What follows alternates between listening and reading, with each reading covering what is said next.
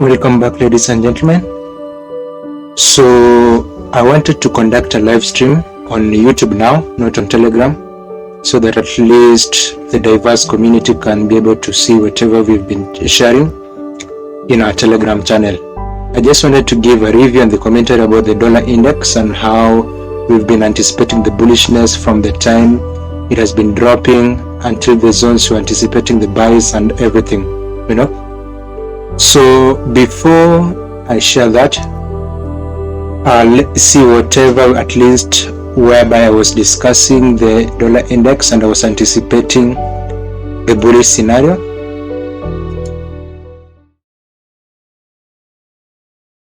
So ladies and gentlemen, as you can see, this is a Telegram channel, and at this particular level I said I was anticipating the delivery to happen above the buy side liquidity whereby I delineated with the eyeball, and I said dollar index still bullish. I'm still anticipating foreign currency pairs to move lower because of the inverse correlation. So I was anticipating higher dollar index.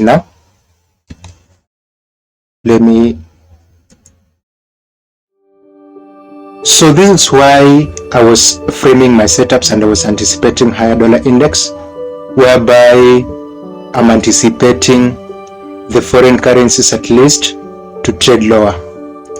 Now, as you can see, before the market even doing anything reversing, when you will see that in the lower time frames we were trading inside the range, and we were capitalizing also on the movements on the foreign currency, the euro dollar and the GBP USD, whenever the market was trading inside this range. So when it broke, I said I'm eyeing a bullish dollar, but before it resumes the bullishness, I'm anticipating the range to be taken at least to complete the power of 3 formation, the accumulation, manipulation, then it distributes to the upside. But where it was reversing, potential reversing, we were not reached, but whenever it reversed from the fair value gap, this is the fair value gap, the weekly fair value gap, you can see. So it reversed from this weekly fair value gap, but inside the old high. These old highs are always of significance in future. So I was anticipating at least price to reach for this liquidity that resides above this particular place, the buy side liquidity, and I'm also, if it does well, I'm also eyeing for this liquidity that resides above, but my main aim is to see it run above this high, not lows rather, sorry. So I'm anticipating it to run above this highs. If it goes well, it can also run above this highs. Ladies and gentlemen, you've seen it, we've been discussing and we've been sharing on the live stream, the Telegram live stream now, whereby it was still stuck within a range.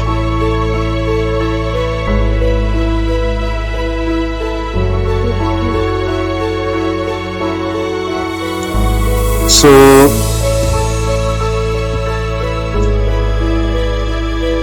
in the 4 hours, you can see, yes, this is the range that I was talking about. I said before I consider any bullish stance of it, and we traded whenever the market was in this range.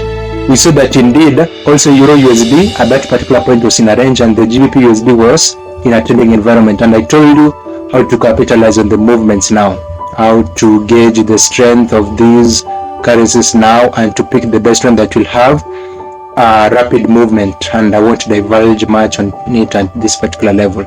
So at this particular, we were stuck in this range on the 4 hours time frame. Also in the daily time frame, you can see that it was a range. So I said before the market could resume the bullish stance of it, when the market was trading at this particular levels, I said I'm anticipating at least a red in this low before it now resumes the bullish side of it to complete the power of 3 formation. Power of 3. The accumulation at this particular range, the manipulation at least to take out the liquidity that resides below this range, and then distribution to the upside to take out the liquidities that are residing above the marketplace. So ladies and gentlemen, whenever you see the foreign currency at least moving to the upside, you're anticipating the measures, the foreign currencies coupled with the dollar, at least to move lower, because of the inverse correlation. So that is why we've also been anticipating the Euro USD and the GBP USD moving to the downside, and that's why I framed my setups also. I was framing also my setups for the FOMC that I recorded. At least you must have a narrative of why you want to be a seller or you want to be a buyer. So this is what I wanted to share, maybe in broad length until we see each other soon. But I wanted it to be an interactive session, but my network now, the servers are quite down. So at least we'll schedule another session, at least so that you can be able to have Q&A sessions,